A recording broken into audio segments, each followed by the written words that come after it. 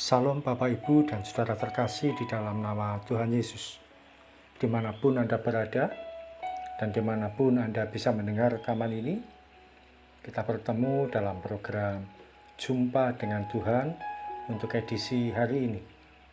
Sebagai dasar kebenaran firman Tuhan, saya akan bacakan dari Kisah Para Rasul pasal yang keempat, ayat 12. Firman Tuhan berkata, "Dan keselamatan tidak ada di dalam siapapun juga, selain di dalam Dia. Sebab di bawah kolong langit ini, tidak ada nama lain yang diberikan kepada manusia, yang olehnya kita dapat diselamatkan." Sahabat Kristus, beberapa waktu belakangan ini, ada sebuah pengajaran baru yang disampaikan oleh seorang pendeta senior.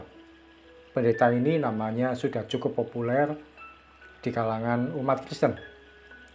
Dia mengajarkan bahwa Yesus bukanlah juru selamat. Demikian juga Bapak Pendeta ini pun mengatakan bahwa gembala yang baik itu bukanlah Yesus. Bahkan Yesus bukanlah terang dunia. Betapa akhir-akhir ini mudah sekali iman kekristenan dipelintir dan ditafsirkan sesuka hati ke sana kemari. Padahal kebenaran firman Tuhan sudah jelas menjadi dasar dan landasan dari iman kita. Tidak perlu dipertanyakan lagi dan tidak perlu diragukan. Kalau ingat beberapa tahun lalu, ada seorang tokoh dari iman lain yang mengadakan sayembara berhadiah mobil mewah. Dia berkata, "Tunjukkan di mana ayat Alkitab yang Tuhan Yesus mengatakan bahwa Dia adalah Tuhan."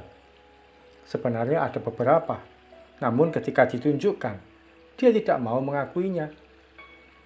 Hadiah itu pun tidak pernah ada yang memenangkan.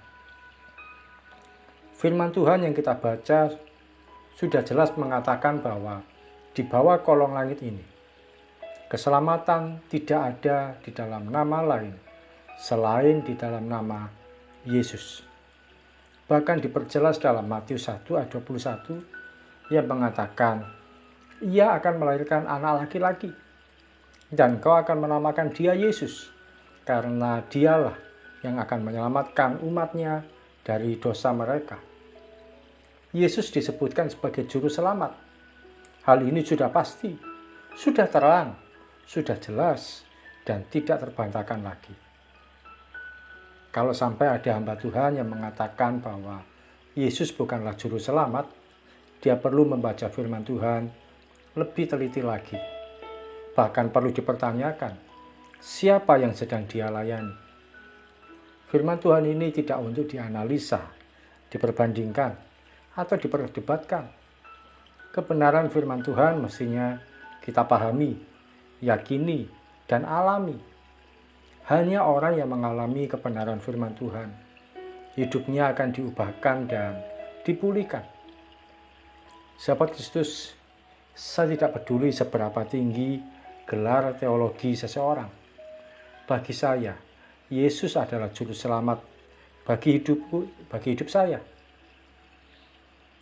Dia yang menyelamatkan hidup saya dari jurang kebinasaan menuju pada kehidupan yang kekal. Dia yang menebus hidup saya dari seorang yang berantakan hingga menjadi berharga di matanya. Bahkan dia juga menyembuhkan saya dari sakit yang mematikan.